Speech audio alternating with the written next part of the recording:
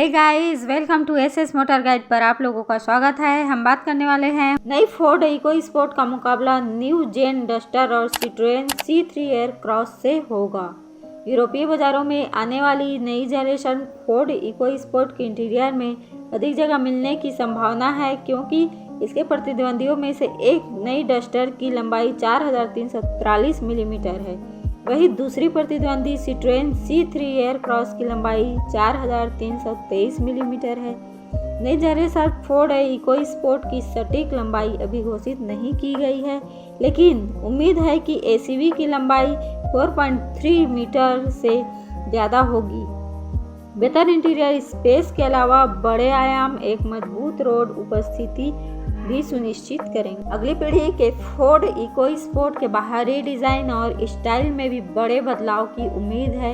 नई grill, sharp LED headlamp, DRL और एक अलग बम्पर मिलने की संभावना है। ड्यूल टोन अलॉय व्हील्स के एक नए सेट के साथ राइड प्रोफाइल को बेहतर बनाया जाएगा। Next gen Ford EcoSport में body coloured door handles, black out pillar, roof rails और नए एक्सटीरियर कलर विकल्प होंगे। नई फोर्ड इको स्पोर्ट में पूरी तरह से नए फीचर्स भी मिलेंगे। बड़ी touch screen, digital instrument cluster, 360 degree surround view camera. नई फोर्ड इको स्पोर्ट का निर्माण फोर्ड के स्पेन की वालेंसिया प्लांट में किया जाएगा। पहले बंद किए गए मॉडल का निर्माण कंपनी के रोमानिया के क्रायोवा प्लांट में किया जाता था। अगली पीढ़ी के फोर्ड इको स्पोर्ट के फोर्ड गैलेक्सी और S मैक्स को पहले आवंटित उत्पादन क्षमता का उपयोग करने की संभावना है। इन दोनों मॉडलों को 2023 अप्रैल में बंद कर दिया गया था।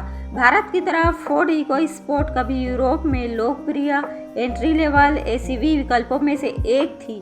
पिछले मॉडल की यूरोप में सालाना 50,000 यूनिट की बिक्री हुई थी, जिससे इसकी लोकप्रियता का अंदाजा लगाया जा सकता है। इसलिए new gen Ford EcoSport एक बड़े पैमाने पर बाजार उत्पादन के रूप में अपनी जगह बनाएगी। रिपोर्ट्स में यह भी कहा गया है कि ग्राहकों के एक बड़े वर्ग को लक्षित करने के लिए इसके किफ़ायती दामों पर आने की उम्मीद है। क्या अगली पीढ़ी के फोर्ड इको स्पोर्ट भारत में आएगी?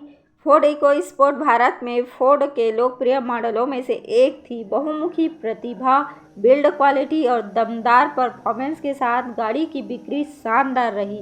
भारत में सब 4 मीटर एसयूवी सेगमेंट को लोकप्रिय बनाने का श्रेय इको स्पोर्ट को जाता है। इसके प्रतिद्वंदी Maruti Brezza, Hyundai venue, Tata Nexon और किया सोनेट थे।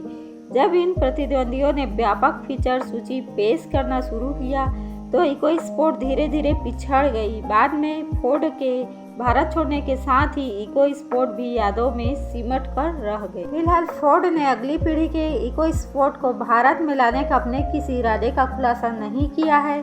फोर्ड वर्तमान में भारत में वापसी की राह पर है, लेकिन माना जा रहा है कि चेन्नई प्लांट में कंपनी का संचालन निर्यात बाजार को बढ़ावा देने के लिए है।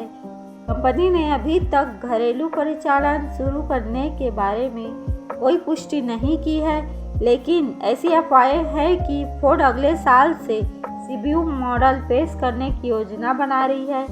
इस बीच यह भी स्पष्ट नहीं है कि फोर्ड की भारत या ब्राज़ील में नई इको स्पोर्ट लॉन्च करने की कोई योजना है या नहीं। फोर्ड ने भारत में एक नया डिज़ाइन पेटेंट दाखिल किया है। ऐसी अपुष्ट खबरें हैं कि यह अगली पीढ़ी की इको स्पोर्ट